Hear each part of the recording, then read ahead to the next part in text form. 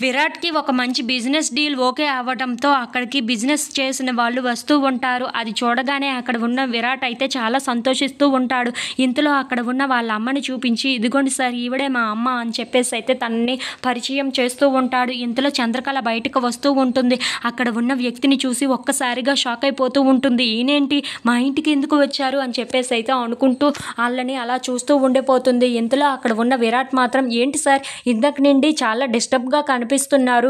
ఏం జరిగింది? ఎందుకు మీరు ఇలా ఉన్నారు?" అని చెప్పేసి అయితే అడుగుతూ ఉంటాడు. ఆ మాటలు వినగానే అక్కడ ఉన్న బిజినెస్ వ్యక్తి మాత్రం, "ఏం జరిగిందా? రోడ్డు మీద నాకు ఒక అమ్మాయి తగిలింది. ఆ అమ్మాయితో చాలా పెద్ద గొడవే జరిగింది. అందుకే ఆ అమ్మాయిని గుర్తు చేసుకుంటూ ఇలా చాలా డిస్టర్బ్ అయిపోతున్నాను నేను" అని చెప్పేసి అయితే అంటూ ఉంటాడు. ఆ మాటలు వినగానే అక్కడ ఉన్న చంద్రకళ అయితే ఒక్కసారిగా షాక్ అయిపోతూ ఉంటుంది. ఈసారి గాని ఆ అమ్మాయిని అక్కడ నాకు కనిపించాలి. నేనేం చేస్తానో నాకే తెలీదు. ఆ అమ్మాయికి ఎంత పొగరు, నాతో ఎలా మాట్లాడింది అని చెప్పేసి అయితే చంద్రకళ కోసం చాలా కోపంగా మాట్లాడుతూ ఉంటాడు.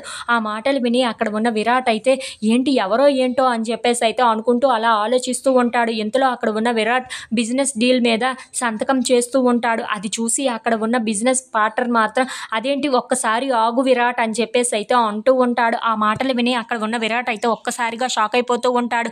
"నువ్వు ఒక్కడివే సంతకం చేయడం కాదు, సాక్షి సంతకం కూడా కావాలి కదా! ఎవరు మరి?" అని చెప్పేసి అయితే అడుగుతూ ఉంటాడు. ఆ మాటలు వినగానే అక్కడ ఉన్న శ్యామల అయితే, "ఇంకెవరు, తన భార్య ఉంది కదా! తన భార్యనే సంతకం చేయమందాం" అని చెప్పేసి అయితే అంటూ ఉంటాడు. ఆ మాటలు విని అక్కడ ఉన్న విరాట్, చంద్రకళ వాళ్ళు అయితే ఒక్కసారిగా షాక్ అయిపోతూ ఉంటారు.